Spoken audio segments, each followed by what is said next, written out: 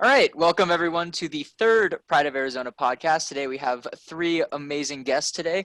So for you guys, for introductions, I'm going to have you give your name, your major/year in college, what section you're in, and then what was the longest time you ever practiced. So this could be for a different instrument, and of course, depending on what instrument you play, it could be different forms of practice. But yeah, anybody want to go first?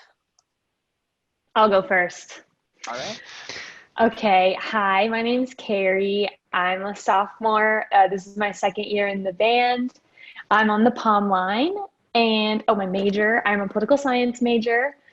And the longest I've ever practiced. Well, it's kind of hard with dance because we could talk about conventions and competitions, and it would go from 7 in the morning to 3 in the morning with competitions. Whoa. So classes in the morning, competition at night. So yeah, that's what I would say. Just lots of time. Lots of time. Yes. All right. Who's next? I'll go next. My name's I'm a senior, and my major is veterinary science. Is my fourth year in the Pride, and the longest I play on the clarinet section. And the longest I've ever practiced, I would say probably about in one sitting, anyways, 2 hours, because I was just stuck on this one bit, and I was determined to get it done before I stopped. So I just lost track of time, and I found out that I just managed to finally get it, and that was pretty much it. Yeah, that's very relatable to me. All right, and finally we got Chris Brown. That leaves me. I'm Chris. I am a senior. I play trumpet. This is my fourth year in school and the Pride. I'm a management information systems major, and I guess probably the longest time I've ever practiced would be any day at band camp here at U of A. That's a fair answer, yeah. There's nothing like it. 14-hour day, and obviously not playing the whole time, but that on and off, those chunks and those blocks, by the end of the week, that's definitely got to be the longest I've ever played. Oh yeah, the grind is real, especially during band camp. So yeah. I'll go ahead and introduce myself real quick. I'm Davis. I am the cymbal section leader. I'm the host of this podcast. This is my third year in the Pride, third year in college. I'm a sociology major, and the longest I've actually ever practiced was actually because in high school I played clarinet for 4 years for marching band, as well as clarinet before then. And I remember when we used to do smart music, I definitely had to practice a part for 4 hours before I figured out how it worked. Even with the advantage of being able to play it back slow motion with smart music, I was a decent clarinet player, but there were just some things that just didn't make sense to me. But now I play cymbals, so I guess that's how it goes. But all right, let's go ahead and hop into some topics here. So we'll start as always with quarantine/school year. So obviously everything is different this year. Everything is totally unique to 2020. So how's everything been going as far as school, work, life? I'm sure for all of us it's a little better now that we're back in person, which is super awesome. But just in general, how have your guys' years been going so far? Mine's been going pretty well, I'd say. Online school is definitely different than in person, and I'm more of a hands-on learner, so I learn better in person. But luckily my classes have been pretty good online. I felt like they're pretty organized and it's not too difficult to follow. But something I've definitely noticed is they give so much more work online, Yep. Which I don't know why, but whatever. So that's been good. Quarantine was kind of crazy. I moved back home with my parents, and my boyfriend moved in with me with my parents. So that was fun. I think it's been as good as it can be for what it is. Yeah, I definitely agree with that. I do feel like professors, especially if they're not used to teaching online, because sociology, most professors are very much love teaching in-person classes. I'm in a class that hasn't been taught at the university in an online form since the history of the university, and is being offered for the first time online because of COVID and because of everything going on. And it definitely feels like some of those teachers are going through the not understanding the balance between what's enough work for an online class and what's way too much work. Right. I haven't been messed up by that too much, but I do know some friends that are oh yeah, I have 6 hours of homework tonight because I have because the first assignment for our class is like 2 essays because the professor didn't know what else to do because it's essay. Stay busy. Oh my gosh. But yeah, I definitely relate to that. So yeah, how about you guys? How's your lives been so far? I'm kind of feeling the same way. It's been good, but I do think the additional work is very relatable. And yeah, I think professors are still trying to find that balance of making the class engaging and enjoyable, kind of transitioning from in person to online. But it's been good. Group projects have been kind of weird online. I have a class, I've never taken like a just online class, like not like live online, but like everything is just like pre-recorded and you just do it. Yep. And I have a group project for that class. And so that's been weird because, otherwise there's no interaction with anybody. And so like meeting these people and trying to coordinate that asynchronously has been a little bizarre, but quarantine was good though. I really enjoyed being home and, being with my family and with my dogs and stuff. So that was a nice treat for sure.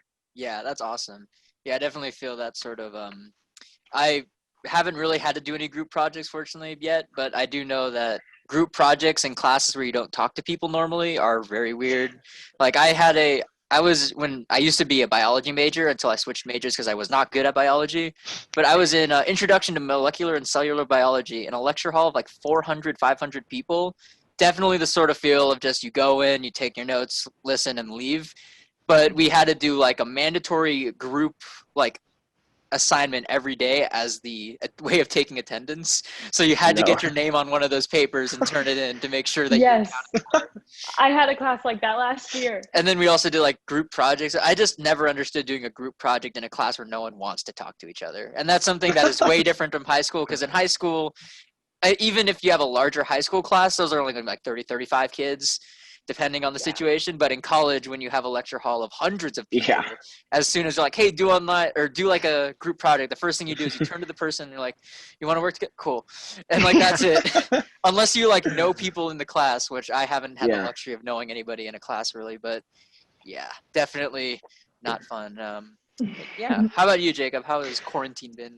I mean, I'm not the most like super social person, so it wasn't that much of a change from my normal lifestyle, but like my girlfriend still forces me to go out occasionally, and but I mean it hasn't been too bad. Like for me, what I've found out is like for classes, I mean, I guess this might just be me, but like the workload hasn't increased, but it's the fact that it's much harder for me to pay attention to a lecture that's on my computer that I'm not in person to. So I'm like, oh, I'll just take the notes later. And then they just end up piling up. So I have 4 hours of notes that I got to take care of, and it just builds up. And so that was probably the hardest part. Like I got one class that's got a lot of workload, but other than that, I guess it's just like the class that I'm taking, it's not really like something, oh, just write a paper on or something like that. It's just more technical, I guess. So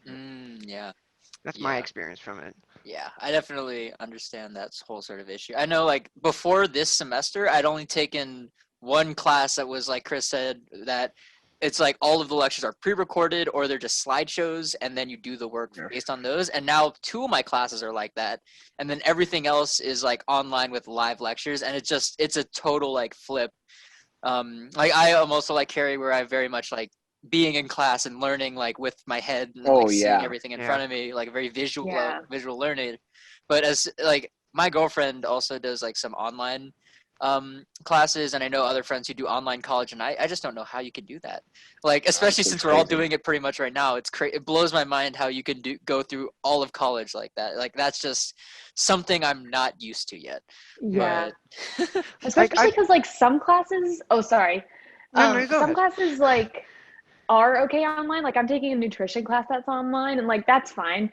But my like political science classes, the whole like fun part about that is like debating with people and asking questions and talking and discussing. Like there's not that aspect, which is kind of a bummer because that's part of the fun, I feel like, for me. It's part of the class, 100%. Yeah, like I've taken like fully online classes almost at least every year in college. Props to you, dude. So because like I mean I guess the way I've worked is like okay I gotta take a class like it's usually a gen ed, but like if like that way it's like okay I can sort of do it at my own pace. Of course there's like certain deadlines I gotta meet, but like I can do it at my own pace while but I don't have to like fit it. I don't have to like fit like an hour or an hour and 15-minute block into my schedule. So it's just a bit more flexible for me. So that's the way I've done it. But like even still, it's harder to do the transition for all of your classes because I did like that sort of you can sort of see everything and just get that social interaction bit. Yeah, I definitely miss social interaction. Yeah. All right. So let's go ahead and move on. So obviously with everything going on, no matter how busy sometimes it might feel, there is undoubtedly some of us that have more free time, not necessarily free time to just like mess around and watch YouTube for like 3 hours at night, but free time enough to where you find yourself sitting in at your desk kind of like, there's nothing to do right now. And I know for me personally, I've been trying to stay active during that time. Like I've been going on daily runs. Usually I go at like 7 p.m. So it's late at night and I have like a headlight and everything. So if you see a random guy running around campus at like 7 or 8 p.m. with a headlamp on, it's probably me. But I've also been trying to cook more just because like staying inside and trying not to eat as unhealthily as I have been. But yeah, that's kind of the stuff I've been doing. But what have you guys been doing to kind of fill that void of time that you guys might have? I'm basically the same. I mean, I just started running a couple weeks ago. It's been tough, but I'm getting better, so that's good. I did 4 miles today, so I'm very proud of myself. It's more than I run. What'd you say? That's more than I run. I run like a mile and a half. I just like run on campus, do a couple loops, and then come back. And I'm like, all right. That was good. Perfect. So I've been running. I've been doing like strength training and stuff. I also love to cook. I've just gotten back into like journaling. I love to journal. When the whole world went sideways, that was something that really helped me like go through my thoughts and not freak out so much. I would just write it all down and then it was out of my brain. Yeah. What else? I've been rewatching Grey's Anatomy. Great show. Highly recommend. I've seen it like 4 times. It's the best. Yeah, that's pretty much my thing. Yeah, I definitely, cooking is definitely, I made a loco moco the other day. If you guys, do you guys know, okay, just from looking, okay. No idea what that is. So a loco moco is like a Hawaiian dish. It's basically like, in my opinion, like the best tasting food ever. It sounds delicious. It's also very much like a very unhealthy meal, but it doesn't matter because it's so good. Okay. Basically, does it have Spam in it? It does not have Spam in it, even though it is white. It does not have Spam. Basically, it's rice with a hamburger patty on top, a fried egg on top of that, covered in gravy. Oh, I'd so eat that. Okay, yeah, I can get into that. It's like literally the best thing. I know Mama's Hawaiian used to be by campus and now it's closed, but it's like that. I figured out how to make that, and I'm so happy that I know how to make it because it's so good. But I can only eat it like once every 2 weeks because otherwise it's just way too much. Yeah. So try new foods if you haven't been doing anything recently. So yeah. All right. How about Chris or Jacob? What have you guys been? Well, I mean, I guess fairly the same thing. I mean, I've generally in the before time when I worked out, I would just go to the gym, and obviously it's not really an option currently. So like, I mean, I've been taking up running. I've been trying to figure out what to do. Besides that, I tried to do gardening, but I started it at the worst time at the beginning of summer. So I've got 2 gangly tomato plants. Oh, sick. That have produced tiny little tomatoes, maybe no bigger than a quarter.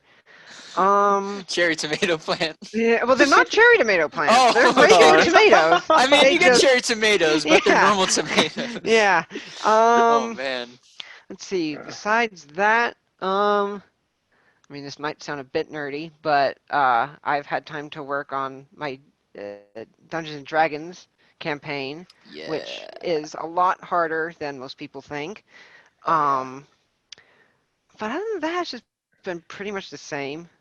I've been hanging out with my family more because I'm not able to go out, but it hasn't really turned my world I'm from San Diego, so I can't really hang out with my family too much. But I definitely feel because it actually was really kind of an unfortunate situation because at the beginning of this year, I just started getting into Dungeons and Dragons with a group of drumline guys, and all of like the drumline people would like go to one of their houses and just start playing D&D. And about that time was right when COVID started in the US. So we had like 2 sessions, and then we couldn't meet up anymore because people were scared and everything was going on, and the school went completely online and everything went down the drain. But I still really enjoy D&D. I have a lot of dice as well. Yeah. But yeah, definitely. It does feel like these days it's a lot of like different, but a lot of the same at the same time. So yeah. How about I'm just gonna combine y'all's stories because that's what I've been doing too. For my birthday, I got an Instapot, and so I've been cooking. I mean, it's like the best, thing, especially in a dorm. Like, it's so nice to have like one does it all type of thing to cook. So that's been delightful. So I've really been enjoying using that. Been running every night, so kind of the same that way, staying active and stuff. And then right at the start of quarantine, I also started playing D&D. And I was I'm left out. So I guess you didn't get the memo. I guess not. I missed out. We played like one session, and then everything went online. And we actually played through Zoom and a thing called like Roll20, and you can put maps. And you can use dice and stuff in there. And so we played our first campaign. All online, and just at the beginning of September started a new campaign back in person. So that's kind of been it. Watched a little bit. I watched Umbrella Academy, the new season, which was great, and I highly recommend. And I am as caught up on The Boys on Amazon Prime as I can be.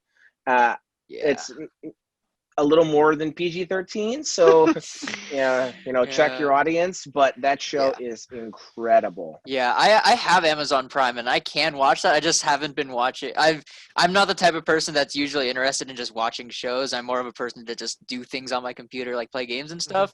But I've heard so many good things about The Boys. I think it's about time I start. Oh my gosh, dude, it sounds amazing. It sounds so cool. But yeah, so it sounds like we all have a very wide range of things we're doing. I mean, 3 of us doing D&D, but I gotta get on it. Yeah, D&D is my brother makes fun of me because he thinks it's just like super nerdy but it's like the first session I had, I'm like, wow, this is so much fun. I want to do this like forever now. I did the same thing.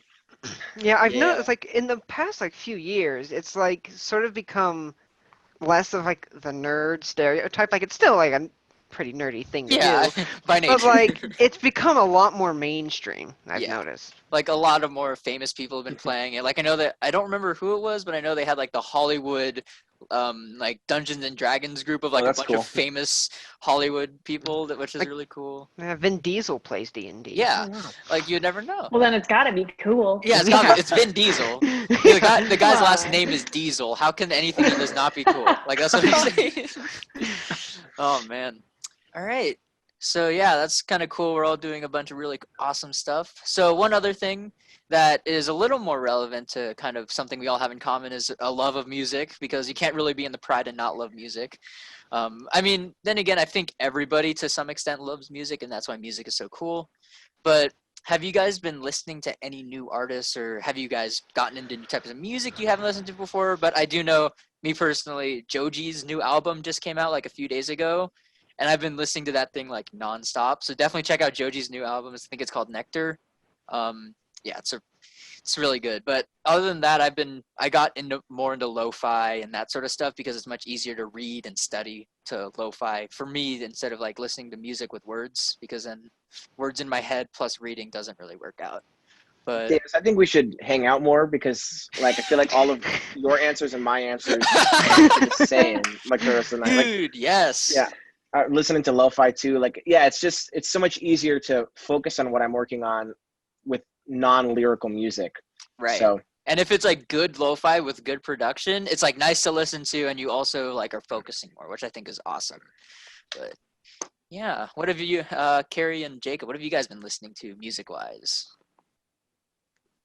Well, I mean, I've always sort of been more like a sort of a rock fan. So it's like I've been recently listening to more like Godsmack, Ozzy Osbourne, because he released a few months ago, a new album, and it's got some really good songs on it. There's one song. There's like it's one song that is like they've only got one of it now. It's called Addict. It's by there's this show that's coming out. It's called Has Been Hotel. I really recommend it. It's really cool. It's not the cleanest thing, but it's really cool. But they released a song based on like two of the characters, and it's really good. I really enjoy it. My girlfriend actually introduced it to me. So Wait, is Claire over there? yeah. She's Hi, over Claire. there right now. She can't hear you. Oh, Says hi. He says hi. She says hi back. Oh, She's man. coming over. Oh, okay. Got a surprise cameo by Claire. But yeah. Oh, man. Awesome. For me, I have been like going back to my old like favorite artists. So I've just remembered how good Fall Out Boy is. Oh my God, best music ever. They just have some bangers.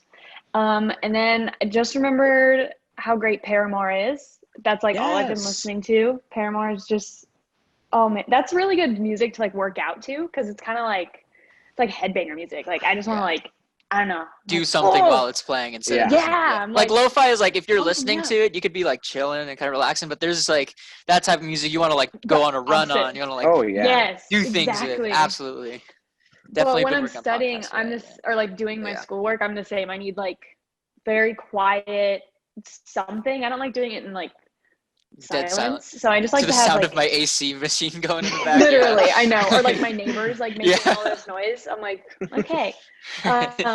But I've recently, I love Harry Potter, and recently found on YouTube, it's like Harry Potter like ambiance, and it's like the Harry Potter like music, and it's like really quiet, and it's like you're studying in one of the rooms. It's like the weirdest thing, but it's so cool, and I love listening to it. I feel like I'm like in Hogwarts, like doing. You're gonna have to send me that. That sounds awesome. Okay, awesome. It's so cool. Just literally look up Harry Potter study music, and like pages will come up. It's so awesome. That's so awesome. It's so cool, and there's like pages turning, and like. Like you can hear people writing and like I don't know, it's so cool. That's sick. That's awesome. It's kind of like that's weird. What are you talking about? I'm like, no, like that's awesome. So that's cool. awesome. Yeah. Right? It's kind of got like an ASMR vibe. Yeah, just exactly. kind of It's so cool. I know like that's kind of when I during the little bit of D&D I got to play, they would do the Dungeon Master would have like a Bluetooth bar set up and have on his phone and like play different music based on the situation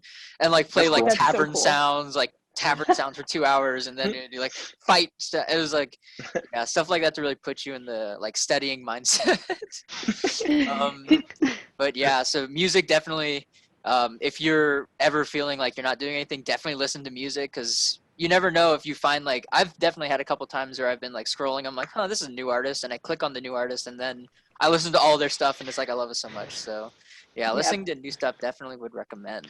I have to add. Oh, go. Please. Okay. Well, what I was gonna say is one fun little fact regarding music is I read that when you're like doing homework, and let's say you got like a deadline that's like in like a day, a good type of music to listen to is like video game combat music, because that music's designed to like get your your adrenaline up because you're fighting in the video game. So like if you're listening to that music, you're more prone to work at a more productive, but like sort of faster rate. Panic attack. Closer to a panic attack. Yeah. That's pretty cool. Yeah, all I was going to add is that the only other music that I like consistently listen to is anytime I'm like, I don't know, just like I need like a little pick me up. I just have like a playlist. I have one for the Pride and one for Pep Band, and one is just all of the shows that I have been or would have been in barring COVID. So like Bruno to Panic, I just have all of those songs in a playlist, and then I have everything that's in the Pep Band book in another one, and those are like such like hype playlists. Like anytime you just need like a little something, it's so perfect. I did make a playlist at the end of last year, or at the beginning of this year, one of the two. But I made a playlist that is every single Pride of Arizona show that's like on the Wikipedia page, and like the music from each one, or basically everyone on YouTube. Because on the YouTube, they have the list of like all the songs that are in it. I made a playlist of every single song on it. And it's like a solid like many hours of listening. And it is actually really cool because the Pride has done multiple shows multiple times. Like we've done Beatles a couple times, but we have never repeated songs.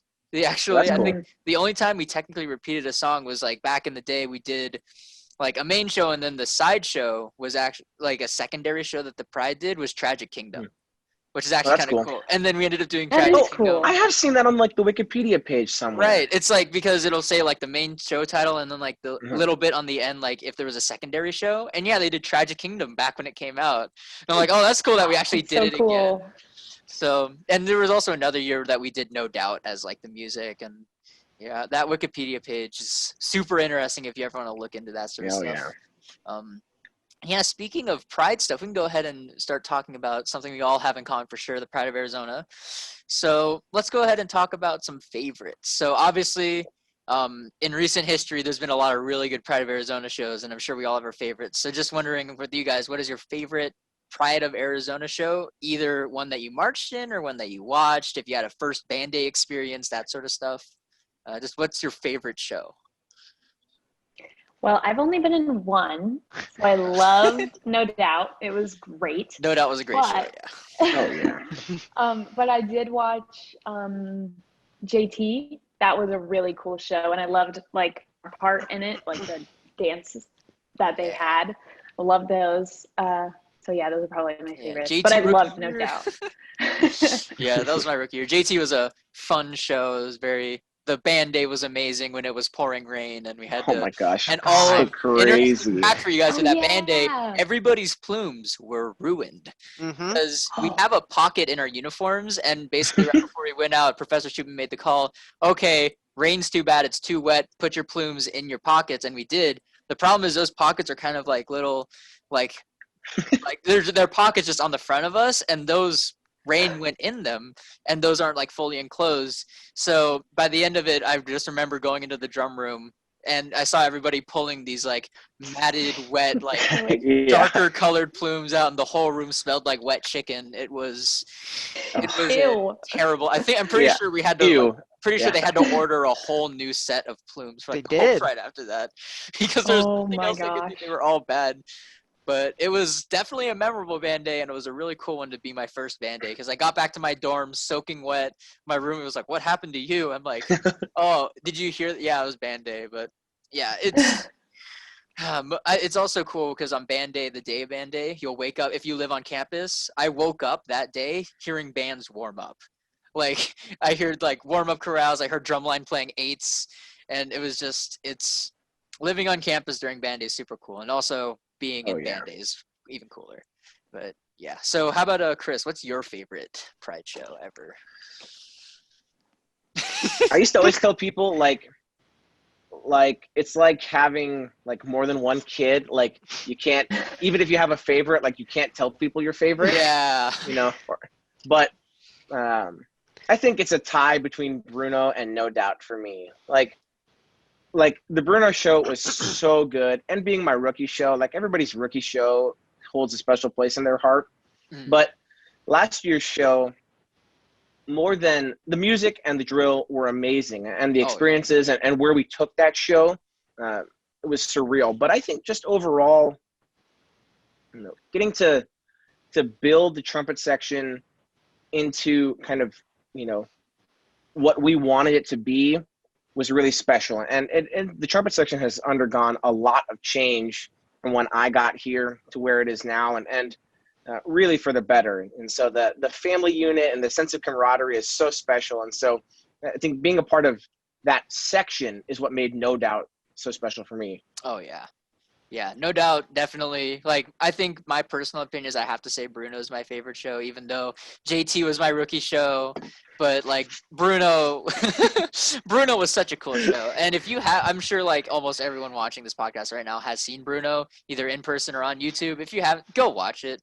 Because that was literally part of the reason I ended up coming to the University of Arizona. Because I was like, I got into a couple colleges. I wasn't sure I was going to go. I'm like, I want to do college marching band. Let's see what happens.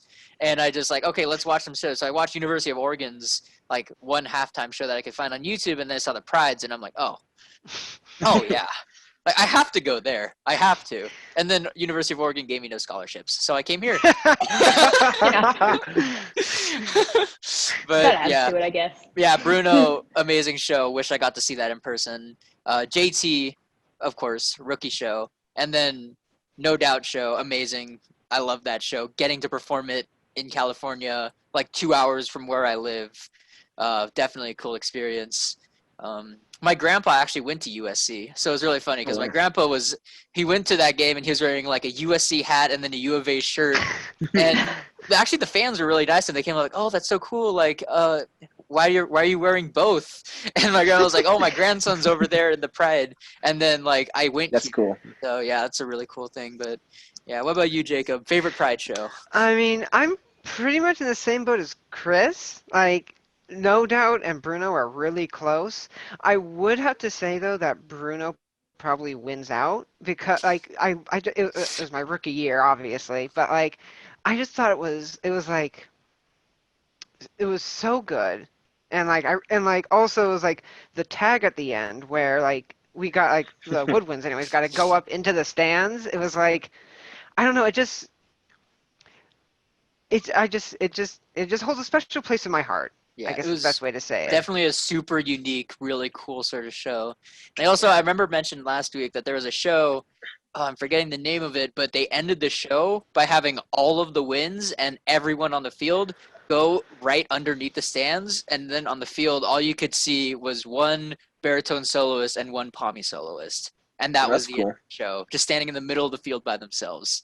And that was the end of the show. I'm gonna have to check what show that was, but that was like a super cool thing. Yeah, that's cool. I've never seen that cool. before. Yeah, and I just remember because I saw them coming forward. I'm like, this feels like Bruno, and then they just kept going, and they just disappeared. I'm just like, what?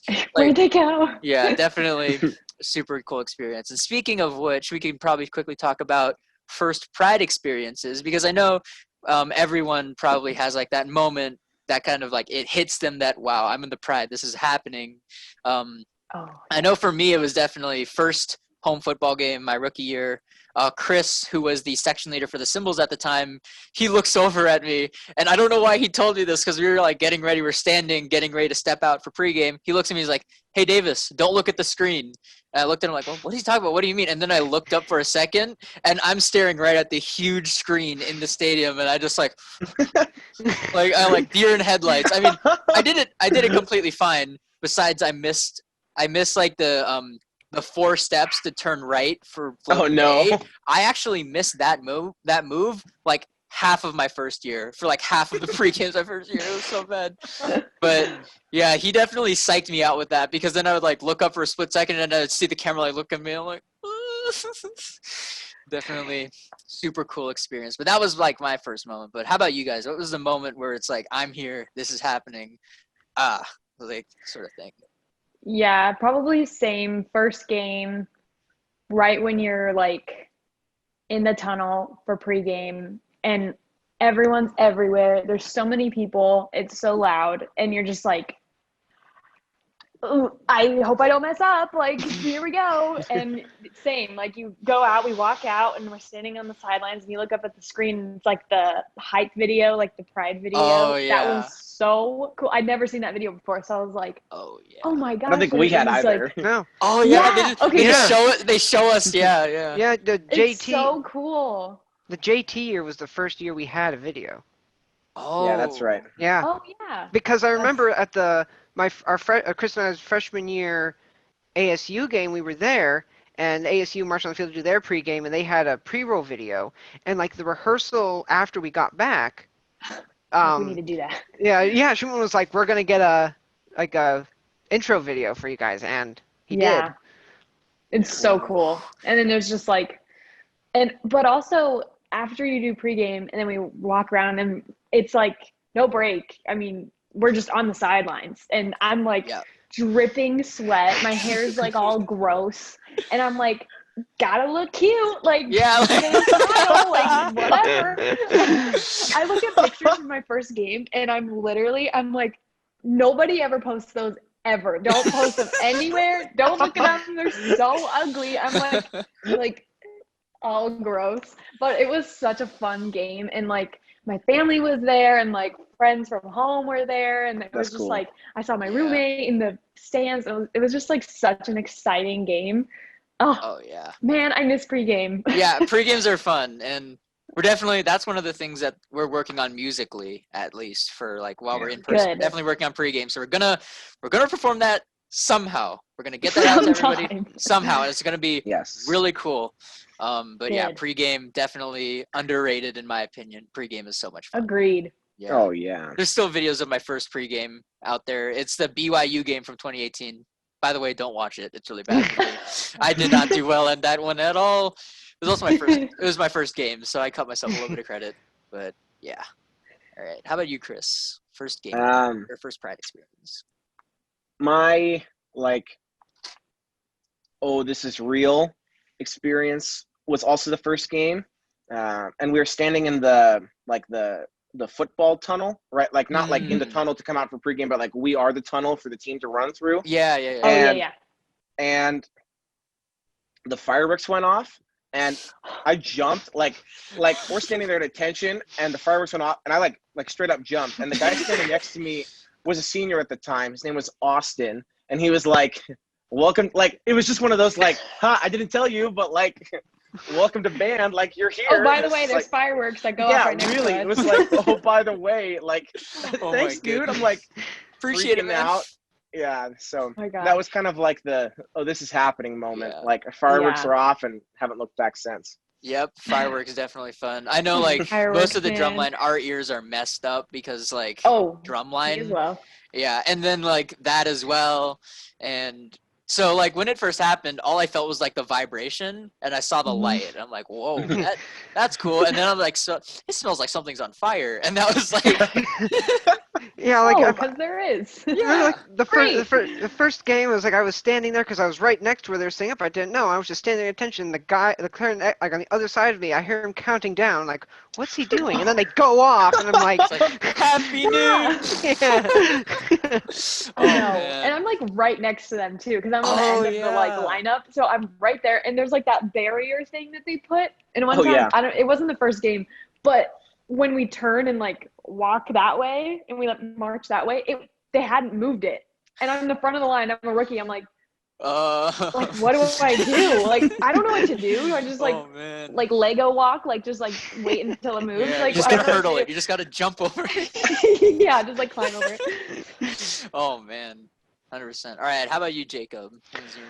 I mean, there is always that first game, and like it was sort of like, wow, I'm in the Pride. But I guess like when it really hit me was like the night performance at like my freshman year band camp, because it's like at the games it's like, yeah, there's the football fans and they're cheering, but when you come out for pregame, but it's like it's kind of cheering because they know the football game's going to start soon.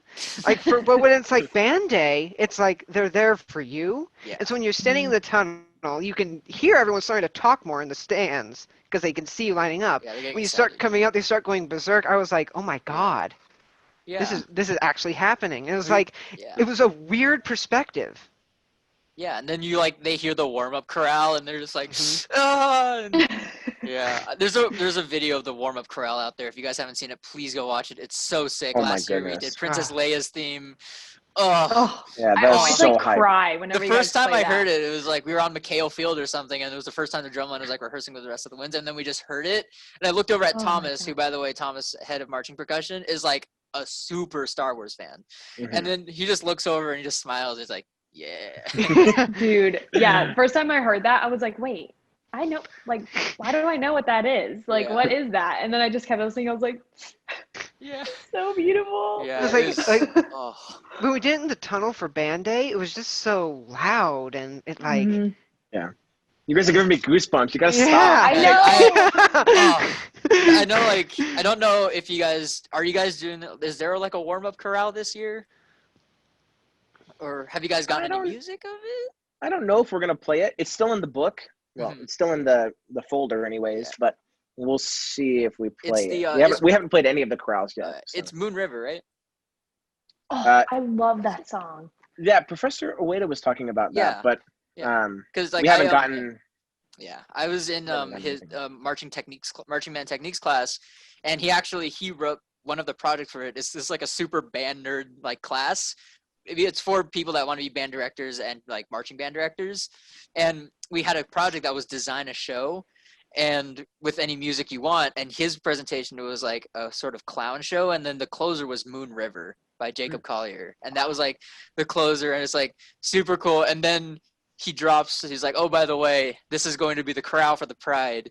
And I'm like, no freaking way, dude. Moon River is so sick. Jacob Collier's God. He's a God. That's also music I've been listening to. But yeah, 100%. Hopefully, fingers crossed, we get to see that and we get to do all that really cool stuff.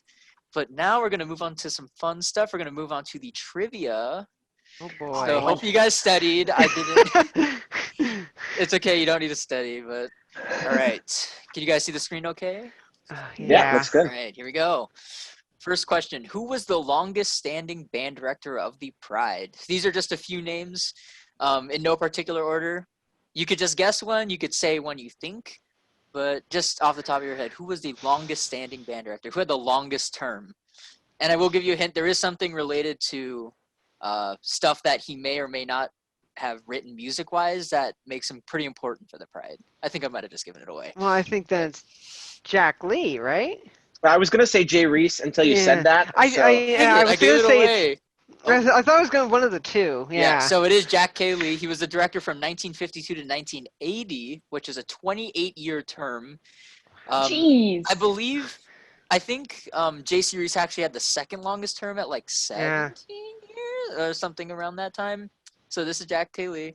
He was actually also the first band director cool for the dude. last 10 years with the Pride. He also he was kind of like a legendary figure in college marching. So yeah, that's Jack K. Lee. He also, the reason I said he was important to music was he was around that road Bear Down, Arizona, on the plane. Classic story. But yeah, all right. So when did the Pride perform at their first football game?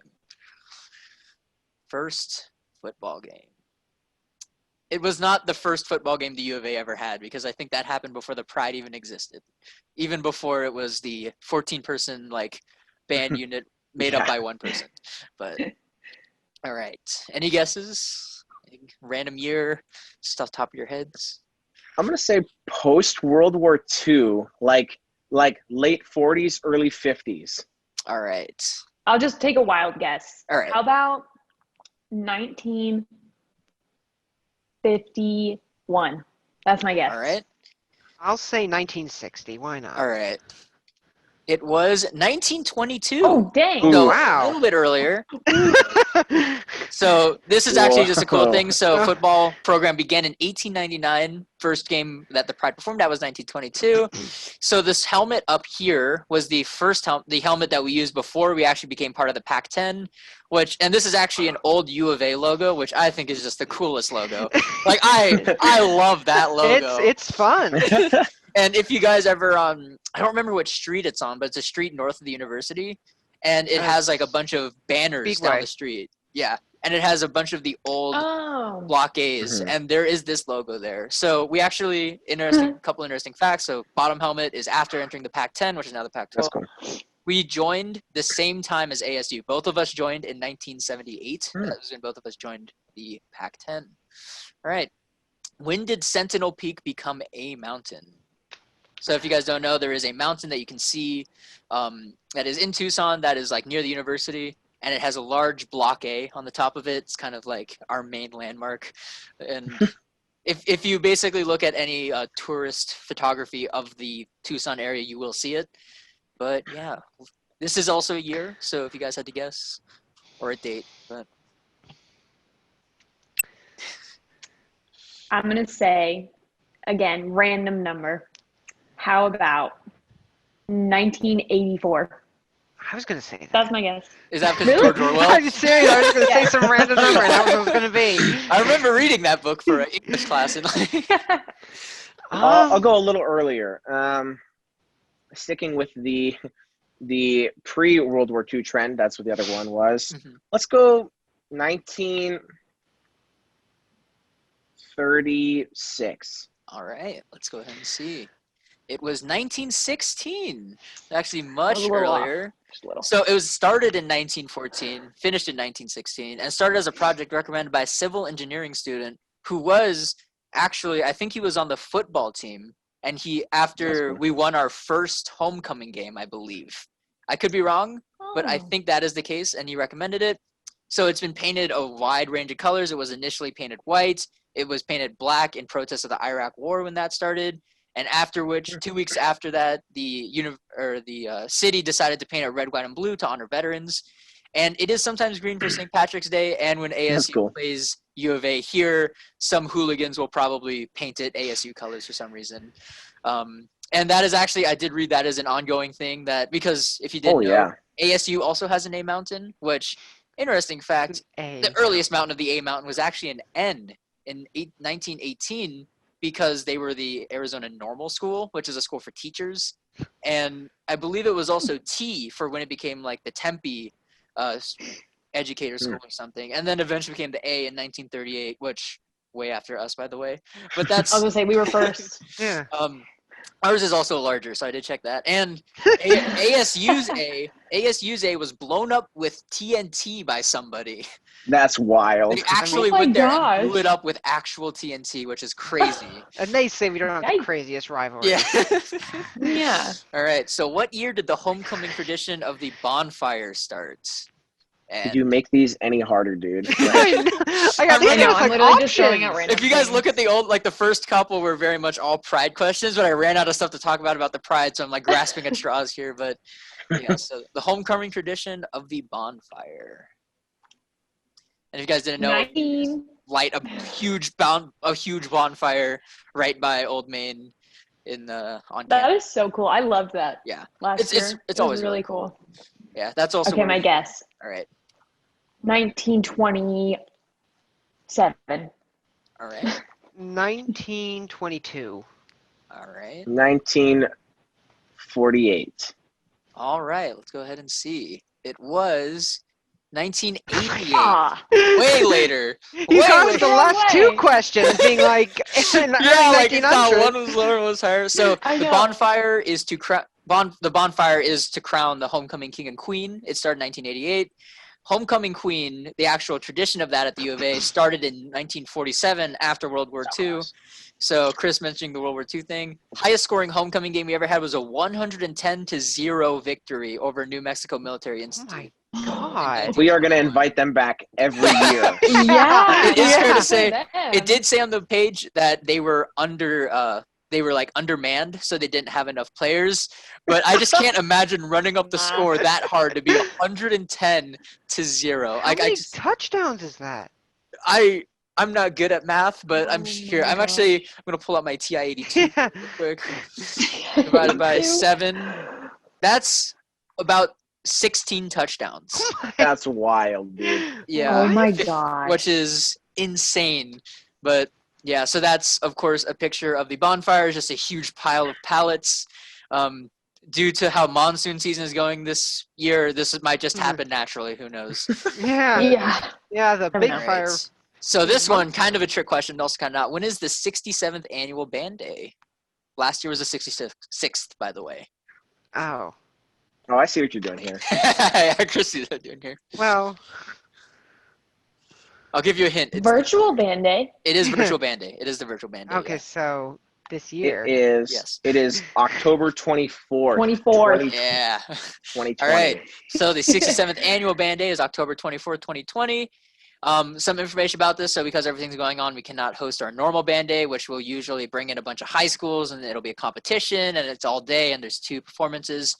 So it is from 1 to 3:30 p.m. You have to register by October 17th. We'll try to make sure there's a registration link in the description of this podcast.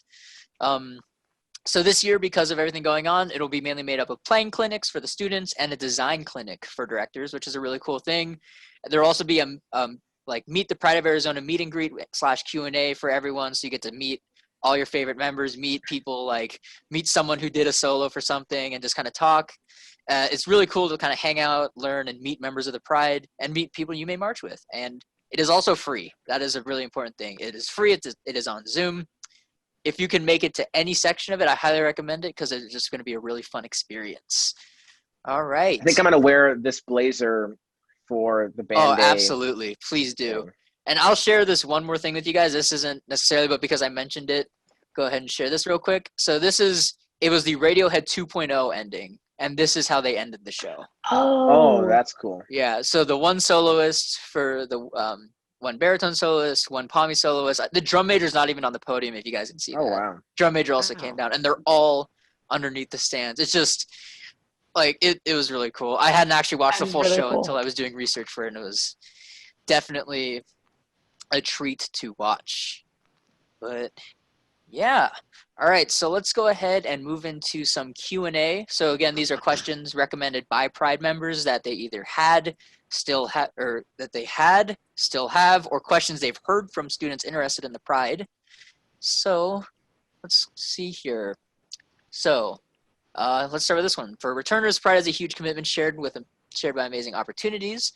On the days when rehearsals feel harder than others, what do you look back on or think of that keeps you going like super hard until the end? What's something that it's like a hot day, it's not ideal, you got yelled at by the box for some reason. What's the thing that kind of keeps you going in that sort of situation?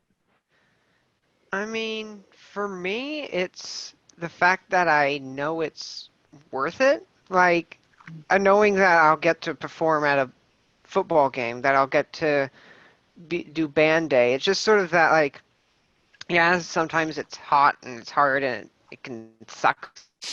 But for me anyway, it's worth it because, like, it's just so enjoyable, and plus I get to hang out with people that I know I like, and it's just, I find that it's personally worth it for me. For sure, 100%. For me, something that I always have to remind myself and think about is how much I wanted to be on this team. I wanted to be on this team so bad. And so many girls want to be on this team. There's only 24 spots. And so whenever I'm like, oh, I don't want to go to practice, like blah, blah, blah, whatever, complaining, I'm like, there are hundreds of other girls that would die to have my spot, you know, like they would die to be on this team. And I would have died to be on this team like when I was in high school. So I just need to like remember that I'm really lucky to be on this team and that I'm on an amazing pomline. So yeah, that's definitely what I have to tell myself. I'm like, yeah, dang it, man. Yeah. Don't take up a spot and waste it. Yep. I definitely feel that same way because in the drumline, obviously drumline is audition basis. There are cuts. There's a chance you might not make it. And every single day, I'm always thankful that I got on that drumline my first year. And because if I didn't, I was just going to go like join the clarinet section, which I could have been with Jacob if that happened. But, you know, I got on the cymbal line and it's been one heck of a ride. And I definitely have to remind myself of that all the time. Like, definitely same sort of thing. I am here. There are people that wish that they were here. So I will never take that for granted because I know that it could be gone like that, especially with everything going on. Like, always. Yeah, always reality check. Yeah. That's 100%. Cool. How about you, Chris? I have two things. One is more like what I've done in the past, and one that is something I'm doing now and something that I plan to continue doing in the future. But I always try to be like the hype guy, that like the weather maker, right? Like, and knowing that if I'm energized and positive and excited, that translates to the vibe. And I know that not everybody loves it in the band, but like that. No, everybody loves it. Everybody loves it. Like, I'm just gonna be honest. But that energy, like knowing that I can be part of the reason that people are like energized and excited, even when it's a hot day or it's a long day or they're not feeling great on Friday or something like that. That's always something that I try to think about. Like, I've set that standard for myself, like be hype all the time. So now it's like, okay, so I've set that bar and I need to live up to that. Yeah. In, at every rehearsal, every function that we do, but 100%. But the men's Pac-12 trip this past year in pep band was a really humbling experience. I mean, just in that we always talk about, how quickly things, you can lose things and what we take for granted and that sort of stuff. But I don't know, to put it into like a tangible experience was so different. And, you know, to be on that trip, to win the first game, we went down the strip, played at the pep rally, and right after, Grant was like, yeah, we're going home. They're closing the tournament to everybody that's not, you know, the team or a coach or a close family member. And then that next morning, you know, the tournament was closed. And then, you know, every pro sports league in the country and in the world was shutting down by the end of the day. And it was like, what is happening? Yeah, And it so, felt like the world you was know, ending as far as if you're a fan of any know. sport, it felt like the world was just ending. yeah. Like it was So crazy. it was crazy, you know, to, you know, what, just the 28th of September, right, is the first time we've been back since March together. So, Yep. You know, you don't realize how special this opportunity is and how quickly it can all be taken away until it actually happens. And so I think it's just really important to remember as we keep going forward that this is such a special and unique opportunity, and we need to take advantage of every second that we can. Right. It's one of those things. I don't remember who said the quote, but it's one of those quotes. It's like, you don't know what you have until it's gone. You don't know what you have the privilege of being a part of until it's ripped away from you, and you're left there with like, there's this huge gap in my life. And I know it's just one of those things. Like the first time we were back in person, I was getting chills like every 5 seconds because I heard the winds warming up. I'm like, yes. And then I heard like the rest of the battery warming up. I'm like, yes. And even when I was walking from my apartment to campus, I walked up to the equipment room door and I like opened it and I saw Brooks there and I saw the uniforms and I'm like, ugh! Like it hits different. It definitely is a crazy experience because I guess like I'm definitely would describe myself as a band nerd. I really like music. I really like band, like marching band stuff, DCI, all that fun stuff. But not having that and only really having like YouTube videos to kind of go back to for so long and then just coming back to it being in person is just like, it's the greatest feeling. And fingers crossed, everything stays good. We're able to keep our numbers down. Everybody knows how to wear a mask properly. Everything goes well. Then we get to continue to have this experience. And at this point, it's going to be really hard to be in the Pride and not be thankful every single moment you're in the Pride. Because at this point, I mean, Professor Shoopman always talks about how quickly it could just be gone just like that. And this year is definitely one of those years where it actually happened, where things were taken away and things that we worked so hard to earn were taken away. And yeah, definitely something to think about moving forward. Yeah.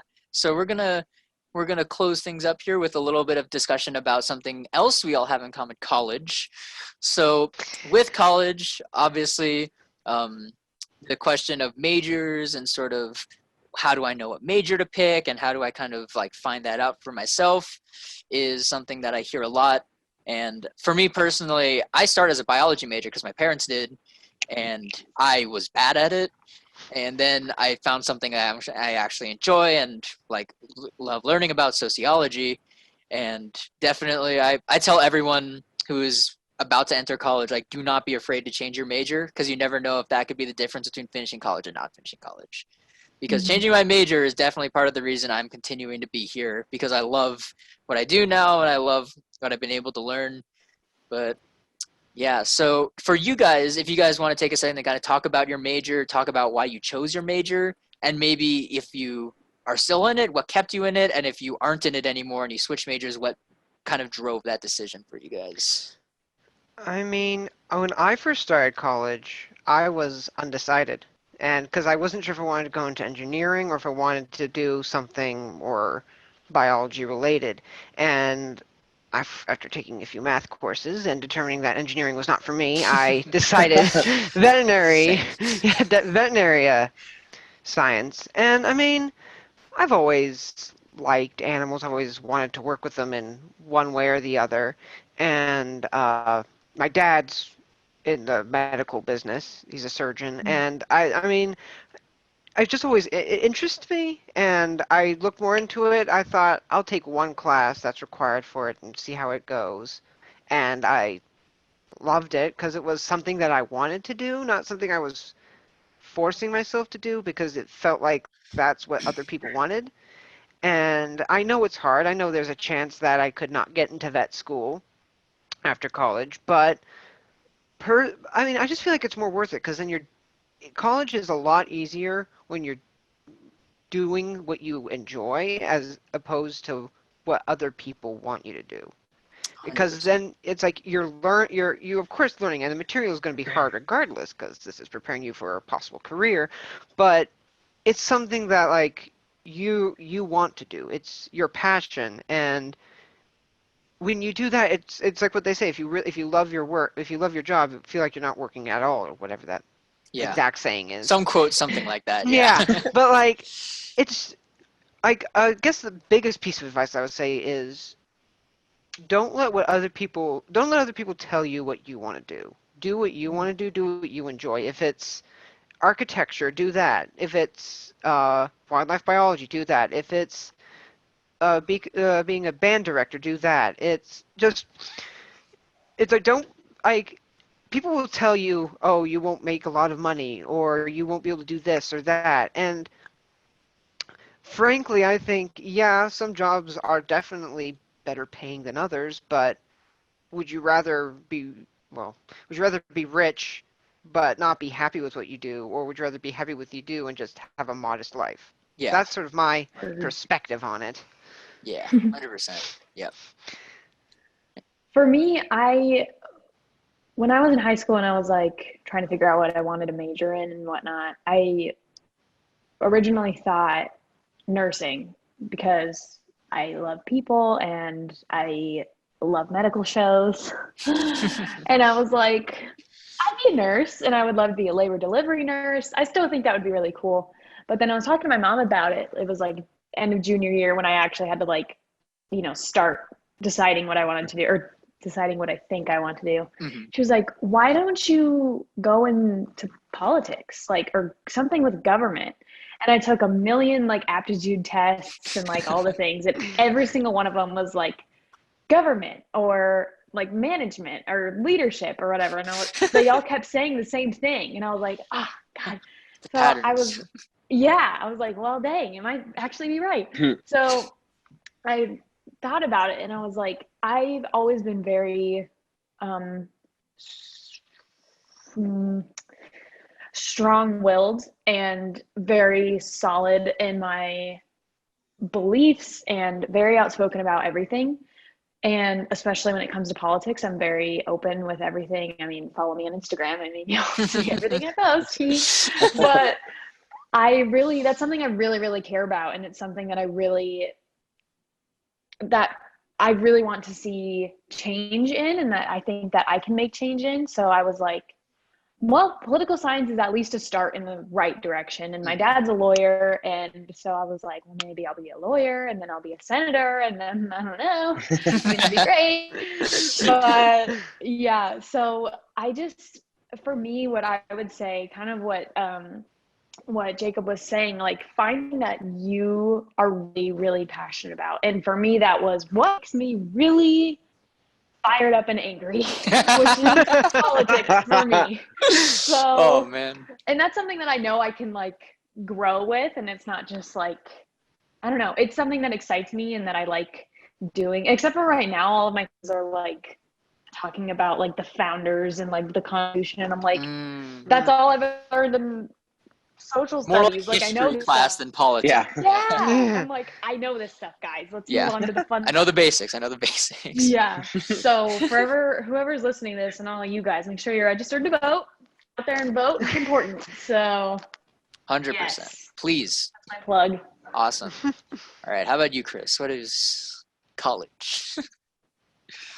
So I think I am particularly fond of my major because it's kind of a cool hybrid between business and management, but also technology. And so how businesses are using technology to become better, smarter, faster, safer, all sorts of things. And so I've really enjoyed that intersection there. I actually found out, what's today? Thursday? Wednesday. I found out a week ago that I got a full-time job offer from PetSmart. And so awesome. I will be a supply chain rotational analyst at PetSmart. And so I'm piggybacking off of what y'all have said, but finding that, intersection of what interests you personally and what interests you professionally is a really great way to be, to be happy and to be motivated and driven in what you do. And so, pets, dogs particularly, have always been a super important part of my life, keeping me grounded and that sort of thing. And so to be able to make a career out of it and help build the relationship between pets and people is a super cool opportunity. But that doesn't really answer your question about like college. Well, I mean, it's a cool, like, it yeah, does. It's connected. Yeah. But yeah, being passionate about what you want to do. And then if you have the opportunity, because this is geared at high school students as well, if you have the opportunity to get ahead in high school, that gives you the liberty to explore more things that you want to do in college. So if you can take IB classes or AP classes or something like that in high school, that just gives you more time to take classes that you're genuinely interested in. So I'm an MIS major, but I'm also a Spanish minor, a music minor, and a sports management minor. And so none of those things are like Not to brag. 3 minor. Oh my god. Just kidding. None of those things are, I chose because like I thought they would give me a competitive edge in the job market or get me ahead in some way. But those are all just things that, from a personal standpoint, I'm just genuinely interested in, love getting to travel, love learning about Spanish language and culture.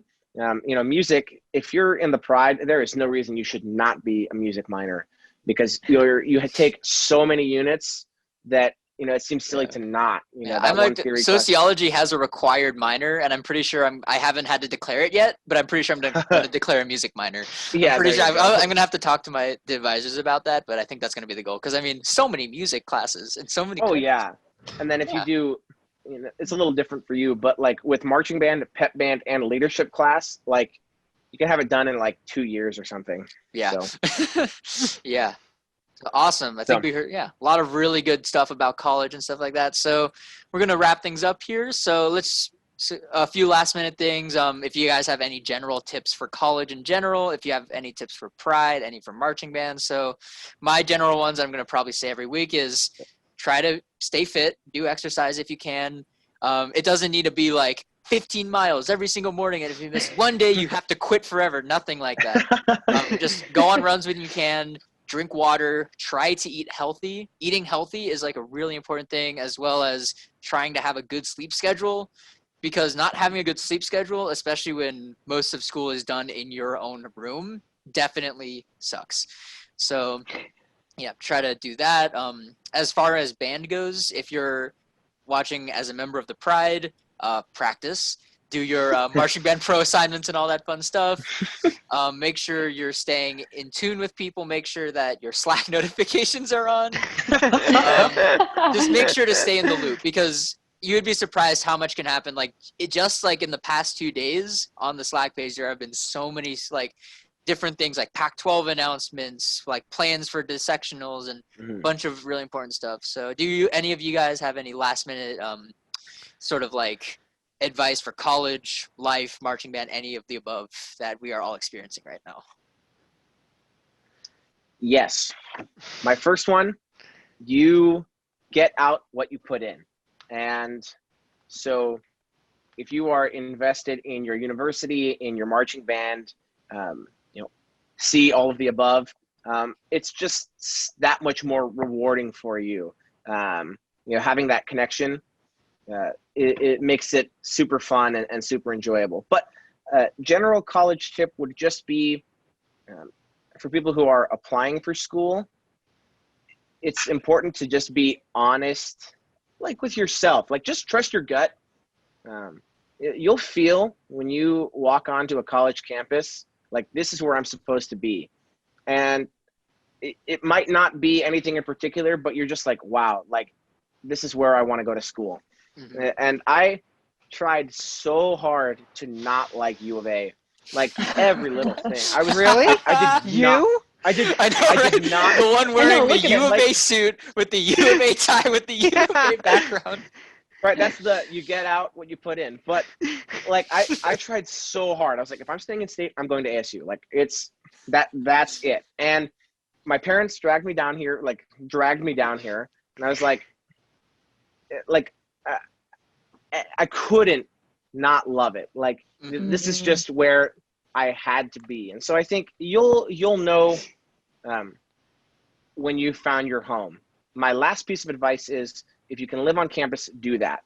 I met my absolute best friend by living on campus. We didn't know each other prior to college. We did the like random housing roommate search match thing, and have been two peas in a pod. This is the first year I'm not living with him in 3 years, which has kind of been a weird adjustment. But so my three, right? Live on campus if you can. Trust your gut. You'll know where your home is, and you get out what you put in. Yeah, 100%. Like I also lived on campus because I had to, because I was coming from out of state. But like living on campus, best thing, being able to wake up for a 9 a.m. at like 8:50 and making it on time. It's like having that opportunity is amazing. So live on campus if you can. I talked on the first podcast to someone who was like from here, like from Tucson, who went to Catfoot High, actually Catfoot. And he chose to live on campus because he wanted to experience that. And I did that too. Oh yeah, see, there you go. And one other thing that's kind of relatable to me and Chris, I also this was around the time when I was getting rejected from every single. I applied to I think 4 UCs and I got rejected from every single one. So around this time, my mom cool? I'm not super religious, so like my whole family's Buddhist, but we're not super religious. But my mom is very superstitious, and she basically told me, look, you will end up where you're meant to be. And it's not like that. I never was really into that sort of thing. But as soon as I came on a tour here, I'm like, this campus is great. Like, I love it here. I have to be here. Yeah. And I went on a tour of University of Oregon's campus before then. I'm like, yeah, it's pretty nice. It's a lot of green. But yeah, coming here, I'm like, it just feels right. And that's why after this podcast, when I go on my run, I'm going to run onto campus because I just love being on campus at every possible chance. So yeah, definitely agree with that. All right, Cary, Jacob, anything? I mean, regarding school, I mean, it's a lot of like the redundant things like what Chris was saying. I mean, one tip that I guess I would say is there's that whole stereotype of, oh, the college student stays up all night to do the assignments and stuff, and they pull all-nighters and they don't sleep and stuff like that. I've found, this might just be a me thing, but I would recommend just doing as much work as you can and going to sleep at a decent time and waking up and then going back to whatever homework or paper you have to do. You'll get it done just as quickly, relatively speaking, and you'll get it done at a higher quality than if you stay up till 3 a.m. chugging 5-hour energies, because you need your sleep. And while you might think you enjoy staying up until 3 a.m., the next morning you will not. And then regarding the pride, I will say you may not like to, especially this is more specifically to like high school students coming in, you may not think you'll have the time because, oh, it's college, it's a higher workload. You most likely will, because it's not as much, I mean, from my experience, it's not as much work. It's more like a break from work because you're doing something you want to enjoy. You're doing something with people that you like spending time with, and it's fun. It's like it's stress. It relieves stress because it's just something to do. Sure. Yeah. And it's just an excuse to get out and not think about school, not worry about what you want to do in 4, whatever years. And you will have time. Unless you're like taking 7 majors, you will definitely have time. Like there's a person in the cymbal section this year. He's taking like 21 credits, and he's like a music. What? I think he's a performance major, or he might be like the performance/education, like crazy band director setup. But he made time for Pride, and he also made time to be on like the University of Arizona's like a cappella group, and like he's like super involved in all that stuff, and he's also in ensembles, and so you will find time to be a part of the Pride. We have like you can be excused from things. We have a certain form for that. We have a bunch of. We are not going to be like, oh, you can't make this one rehearsal, leave and never come back. We're never going to be like that because we want to have you with us. We want and talking to people, the whole range, I've talked to people who like did it 1 year and then quit and then came back. The consensus among all of them is that they wish they did that 1 year. They wish they didn't miss it. And even talking to someone I met on campus the other day, he said that he was going to try out for the drumline this year, but didn't because, like, I don't really know how it's going to go. And he could have made the drumline. Like, he was skilled. He had the chops. He knew the warm-ups. He just didn't try out. And now he regrets it. And I actually saw him at our first in-person. He rode his scooter by and he was watching the rest of the battery warm-up. So if you want to go for it, just take a shot. Just go for it. You just begin, and then you'll find out how much you love it. So I will also say this is more like, I guess, pertinent to when we're sort of back to more how normal things should be. But for the rookies, the first, like, this, from my experience, the second year was a bit of a better experience than the first, because the first year it's all new. You're learning this. You don't want to mess up. It's the first game. It's all overwhelming. And then your second year, you sort of know how everything's going to be. So you sort of hit that stride. You know how it's going to work. So you're able to sort of just, I guess, quote unquote, relax a bit more. So like, if you think, oh, after my first year it was too hard, it was too much, just come back. Just come back. I guarantee you'll enjoy it. Yeah, 100%. All right.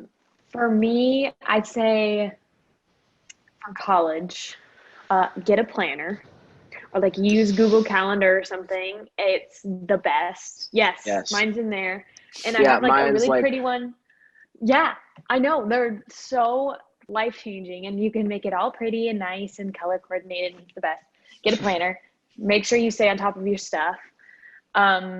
Kind of what Jacob was saying, like find something that is your stress reliever. And like for Palm, like Palm is not, well, I absolutely love it, but like it's not a stress reliever because that is so much physical like stress because I'm like dancing all the time. So I need something else. So for me, like I said, it's journaling, it could be cooking, it could be yoga or whatever. Find something that you like and that you are like, man, I wish I could just go do this to relax. Or maybe it's just watching YouTube. I do that too. Yeah. Just like, you know what? I need to just not worry about anything real right now. I need to go watch YouTube. Yep. Make sure you talk to your mom. Always call your mom. Oh, She's the best. And your dad, whoever you're close to. Just make sure you keep that connection because at least my parents are like my rock. I adore them. It's my mom's birthday today, actually. Hey. Yeah, so always stay connected to your family.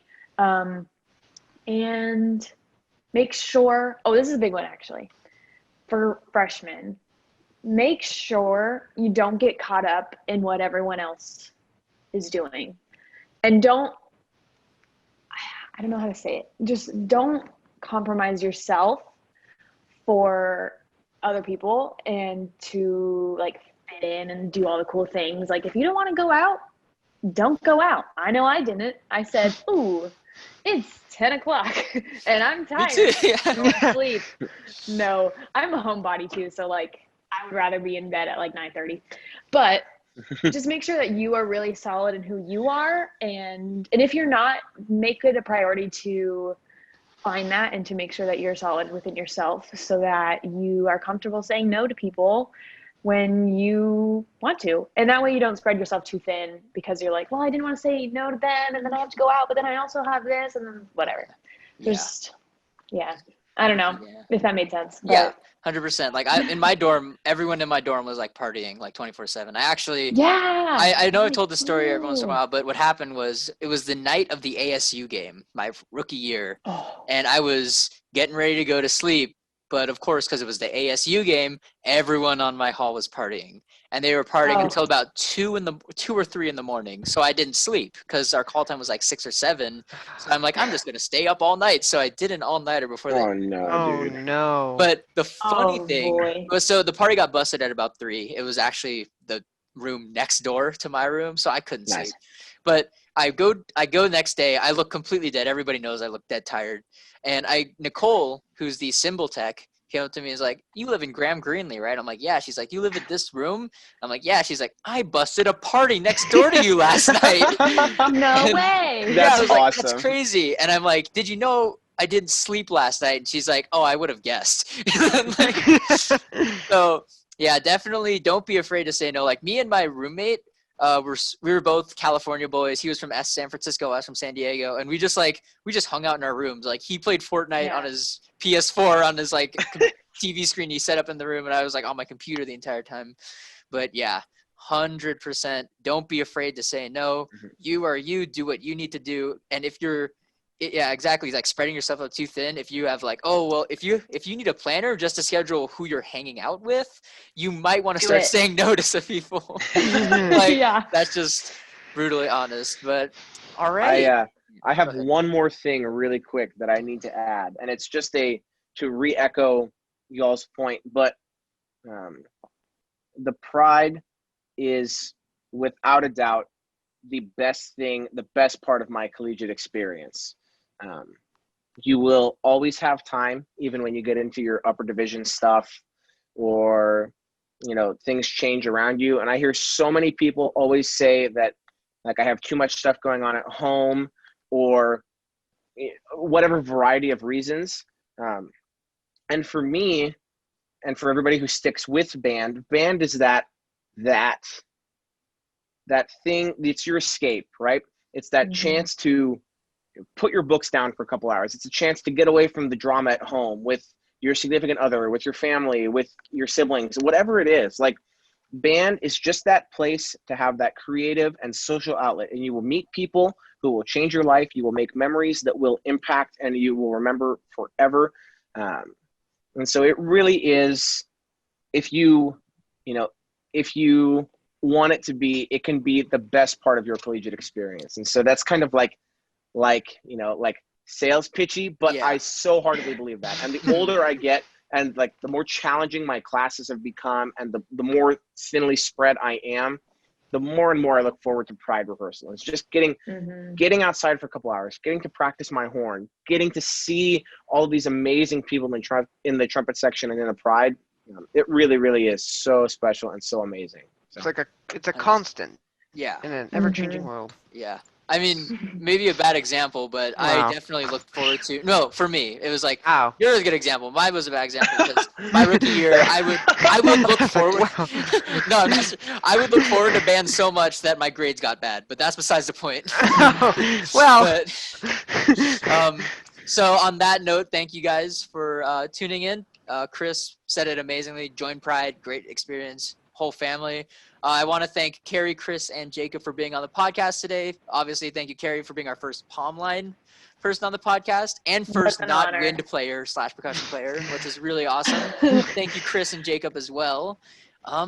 Thank you guys for tuning in.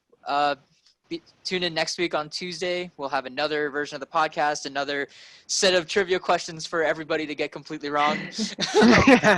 But yeah, thank you guys for tuning in. Have a good one. Bear down. Go Cats. Bear down. Go Cats.